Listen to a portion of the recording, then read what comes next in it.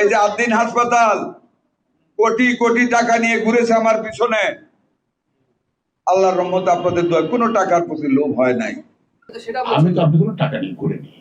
কেন করেছেন আমরা এটাই আসলে বুঝতে পারছি। এই যে একটা আপডেট দিলাম আপনি আপডেট দিয়েছেন, আপনি খরচ করছেন হসপিটালের পেছনে, যেটা বন্ধ একটা হসপিটাল, যেটা লাইসেন্স নাই।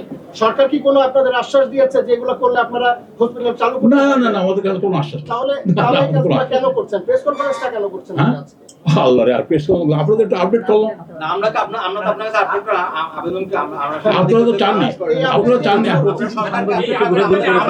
না শোনেন, এখানে আপনাদের বহু সাংবাদিক আমাদেরকে বলেছে, ব্যক্তিগতভাবে আমাকে বলেছে বিভিন্ন কথা, আপনারা একটু কথা বলেন না, আপনাদের সাথে কথা বললেও দোষ, আমাদের সাথে কথা বললেও দোষ, ডাকলেও দোষ, না ডাকলেও দোষ।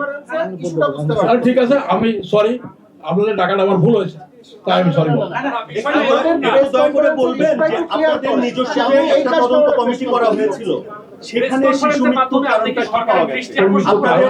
আপনাদের এই যে মৃত্যুর কারণ বের করতে পারেনি, কারণ হলো এই বাচ্চাটা যদি পোস্টমর্টম করা যেত, পোস্টমর্টম না, উন্নত বিষয়ে আরো অনেক কিছু এক্সাম অনেক এক্সাম আছে। একটা মৃত্যু হওয়ার সাথে সাথে 20 বছর ধরে এক্সামিনেশন করা, এমন একটা ফরেন্সিক মানে এক্সাম, অনেক অনেক ধরনের এক্সাম আছে। শুধু আমাদের দেশে পোস্টমর্টম হয়, আর বিদেশে অনেক কিছু হয়, সেটা খুব এক্সপেন্সিভ।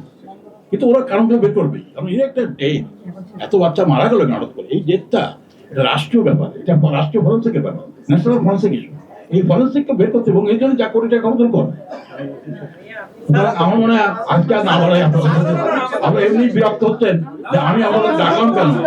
আমি ক্ষমা প্রার্থী যে আমি ডাকলেও দোষ, না ডাকলেও দোষ। তো যাও, আপনাদেরকে যদি কষ্ট দিয়ে থাকি সরি, আমি আমার একটা নিউজ দাঁড় করাইতে হলে 5টা কোশ্চেনের আনসার লাগে। আমি প্রথম কোশ্চেনের আনসারটাই পাচ্ছি না যে প্রেস কনফারেন্সটা আপনি কেন করলেন।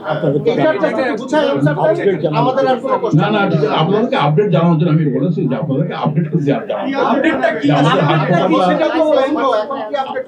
আমাদের হাসপাতালটা বন্ধ আছে, জাতি অনেক মর্মাহত, আপনারাও কষ্ট পাচ্ছেন, আপনাদের আত্মীয় স্বজন এখানে ডেলিভারি হয়েছে, আপনারাও কষ্ট পাচ্ছেন।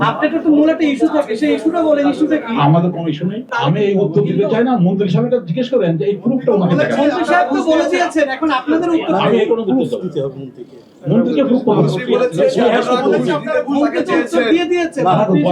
আপনি আমার বিরুদ্ধে 10টা কথা বলতেই পারেন, আপনি 10টা কথা আমাকে বিরুদ্ধে বলতে পারেন। আপনাকে এখানে ডাকছে, ওখানে আপনার রুমে ডেকে নিয়ে গেলাম, আপনার কথা বলতেন আমার সাথে নাকি 100 জন কথা বলতেন?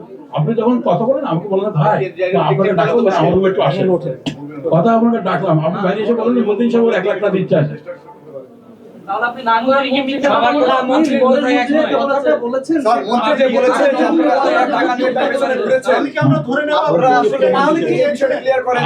আমি তার পিছনে টাকা নিয়ে কেন বলবো? সেটাই বলেন, আমি কেন টাকা নিয়ে বলবো? আমার টাকা নিয়ে তিনি যে অভিযোগ যে কথাটা বলেছেন সেটা সত্যি না মিথ্যা? আমার কথা হলো যে আমি তার পিছনে টাকা নিয়ে করিনি। আমাকে থ্যাংক ইউ ভেরি মাচ।